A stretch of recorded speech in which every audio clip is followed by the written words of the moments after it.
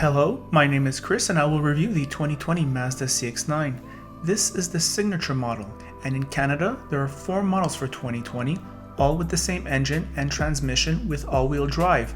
Higher models means more luxury. The CX-9 styling is beautiful on the outside, its natural rounded shape and the Mazda family lines smack of good genes. This will look good for years. From the outside, CX-9 is tough to beat.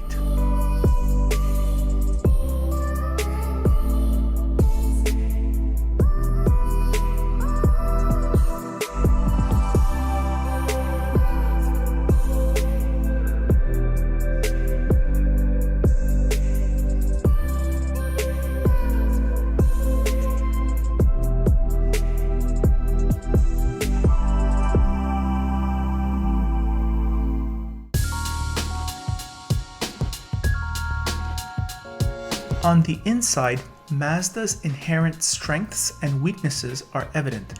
The increased amount of space, of which the midsize SUV consumer seems fixated on, is lacking. This is one of the smallest midsize crossovers, if not the smallest, and to have serious convenience, the third row should be folded forward. The rear seating is spacious and accommodating, and it is what you would expect from this category. There is no panoramic roof for rear passengers. The second row is for 2 passengers and is well appointed, exclusive to this trim. In the front, it feels a bit like a compact because of the largest and most obtrusive transmission tunnel in the history of the automobile. It should be narrower and lower. Other than that, it is wonderful here with seats worthy of high-level German luxury. Mazda knows how to care for its customers with plush appointments and a feeling of quality to the switchgear, whether it's the infotainment interface or the simple task of lowering a window. Everything feels like quality. Speaking of the infotainment, I'm not crazy about the interface. However, every single Mazda owner I have ever ran into likes this interface or loves it. The CX-9 has a low-res 360 camera, which is useful for parking, and this frameless rear-view mirror is auto-dimming and large.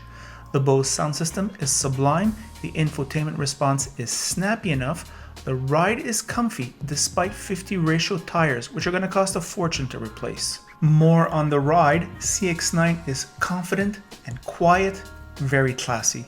Taking corners is a breeze. Light turning effort, wonderful steering wheel leather interface. This must be what G-Vectoring does combined with Skyactiv. Skyactiv now means a holistic approach Mazda takes to integrating chassis, engine response, transmission, slick driver interfaces, and body rigidity to deliver the seamless premium driving experience. This Mazda has character designed in it. You feel it on the road, and that's what you pay for. Mazda has really jumped ahead in the last 5 years. At $51,500 plus destination, taxes, and Quebec's excessive environmental levies, it is a bargain. The engine is a 4-cylinder turbo that specializes in usable torque instead of brute performance. The 6-speed automatic is the old reliable and does a good job. CX-9 does 11.6 liters in the city and 9.1 liters on the highway. That is an impressive city number, by the way. This engine on regular gas produces 227 horsepower and 310 pounds of torque. Here are my thoughts on the road. Hello car lovers driving the Mazda CX-9 2020. This is the all-equipped version. What to say about this vehicle? Well, I'm going to start with the exterior styling, which is where I find Mazda is the strongest. Really nice lines, a beautiful silhouette. It looks really high-end. It looks perhaps even more expensive than it actually costs. It has low-profile tires. Happily, it's not felt on the inside. There isn't a rough ride, so very good on that level. We're going to come on the inside now. Well, Mazda is going more and more luxury and less sport, I would say, in terms of their bigger vehicles, and rightly so. I think in this segment, you're looking for absolute comfort and convenience, and I think Mazda does well to soften up a little bit the responses of the inputs. When I'm turning the steering wheel, when I'm pressing the gas, when I'm pressing the brakes, when I'm taking bumps, things are done much more luxuriously, and I think that's what the customer wants on that level. So looking sporty, feeling luxury is how I would characterize this Mazda CX-9. On the inside, I want to talk about the good and the bad. It isn't perfect because when you're in a Mazda 3, if it feels a little tight, you're not as concerned. However, when you're in a Mazda CX-9, which is a mid-size crossover SUV segment, you're expecting tons of room. Here, my right knee is bashing into this abnormally large transmission tunnel, which I must say is beautiful. It has a nice wood trim. It has nice metal-like highlights. It has a stitching here on the side. It is beautiful here. It's just that it's uncomfortable for me. And I know I do have a mansplaining position. However, I'm not a big guy. I'm 5'9", and I'm feeling somewhat confined, at least the lower half of myself. There is enough room here for me and Ross. I mean, we're not rubbing elbows, but it's just that general remark. Also, in terms of the outward visibility, it's good. Some of its rivals do slightly better if you're into that.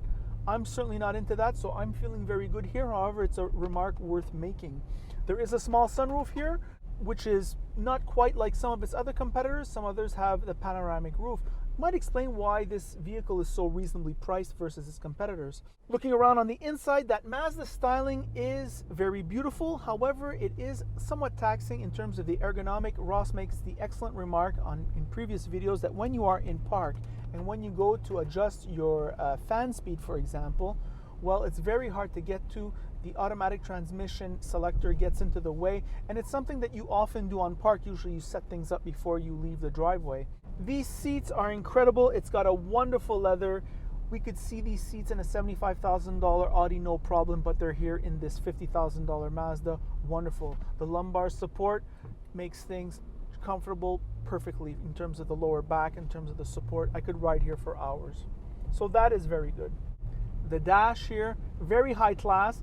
And if that isn't enough for you, there is a wonderful heads-up display with nice, bright white colors, nice fonts, clear.